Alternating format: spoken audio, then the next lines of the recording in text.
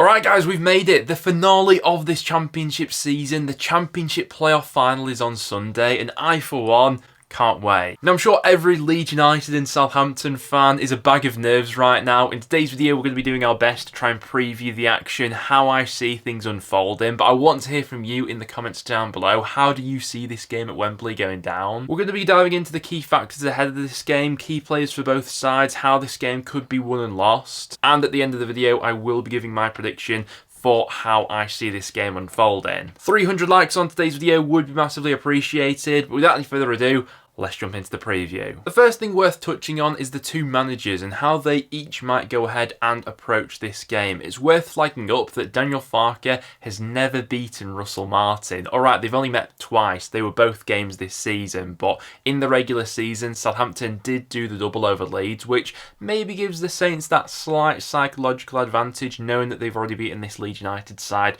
twice this season, beating them 5-2 on aggregate, based on the two scorelines from the regular season.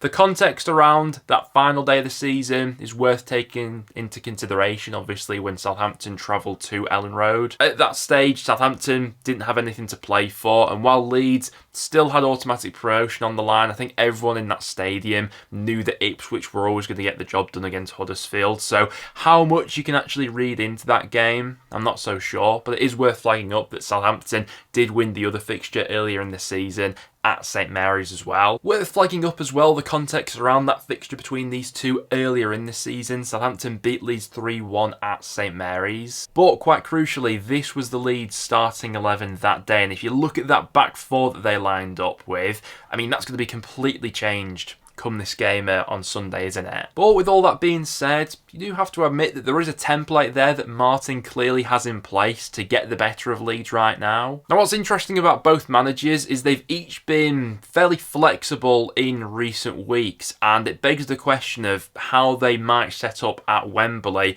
We've seen Farke alternating between a 4-3-3 and a 4-2-3-1 in recent weeks. And on the flip side of that, we've also seen Russell Martin being quite tactically flexible as well. Southampton have been switching between a 4-3-3 and a 3-5-2, and worth flagging up as well, the last time these two sides met at Ellen Road, Southampton did go with a sort of 3-5-2 in that game, so it'll be very interesting to see if Russ Martin goes for the same system here at Wembley. Another thing worth taking into consideration is the injury news coming into this one for both sides. In terms of Leeds United, it's Patrick Bamford and Sam Byram who face a race against time to be fit enough to go ahead and feature in this match. Obviously, neither of them featuring in their latest game and that playoff semi-final second leg against Norwich. We already know that from a Southampton point of view, Stuart Armstrong and Gavin Bazunu will both be out for this final, which is quite the blow. I think Stuart Armstrong, one of their more underrated players at Southampton, and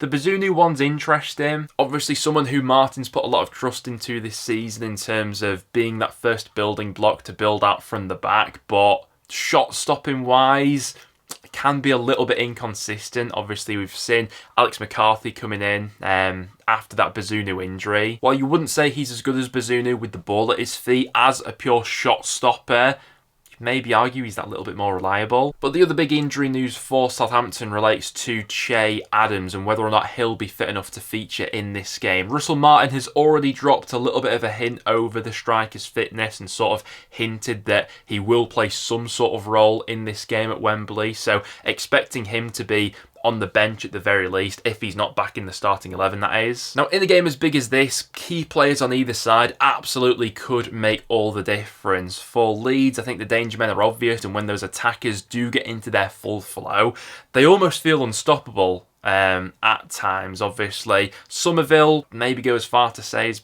the best player in the championship outright. Rutter capable of locking any defence with a drop of the shoulder, key passing behind or something like that. And Joel Perreault does have the ability to score a goal out of nowhere. In terms of Southampton, I'd probably pick out their key men as Adam Armstrong, Flynn Downs and Kyle Walker-Peters. All very different players who bring different attributes towards this game, but three players right there who, if they're all on song, absolutely can make the difference for the Saints in this final at Wembley. Now, going off the bookies' latest odds, they do have Leeds United as the slight favourites coming into this one, and overall, I think I'd probably just about agree with that logic. After all, Leeds did finish 3 points higher than Southampton in the Championship, so mathematically this season have been a better side than the Saints, despite being beaten by them twice in the regular season. Going off the bookies odds as well, the most likely result for this game is 1-0 Leeds. That's currently being priced at 7-1, which is the shortest odds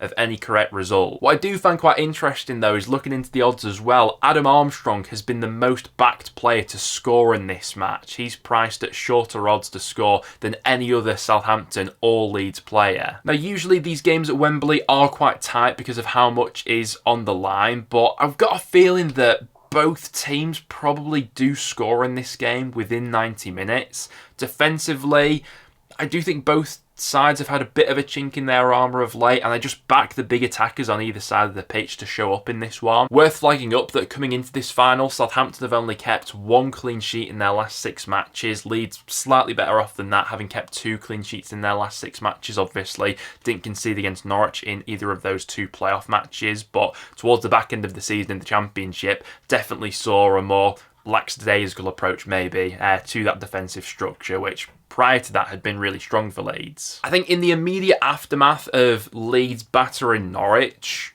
there was a real feel-good factor around Ellen Road, and certainly from neutrals looking at that Leeds side and how easily they dismantled Norwich in the end, thinking that, yeah, they are the outright favourites for this game at Wembley. But I do think that this Southampton team is a completely different proposition to what Leeds came up against in the semi-final against Norwich. Southampton obviously got the job done themselves against West Brom. Really good second half showing, I thought, especially in that playoff semi-final second leg against the Baggies. And the Saints are that team that when they're allowed to get into their flow, dictate the play a little bit, can be very hard to get in between. I think the game at Ellen Road that Leeds had against Norwich really fell into their favour. Norwich weren't really showing for the ball, weren't great at holding on to it either, only had 41% possession in that game, and Leeds were just able to get their attackers on the ball as much as possible. They won't have it all their own way in this one against Southampton. Another thing that Leeds fans will definitely point towards heading into this game is their previous record in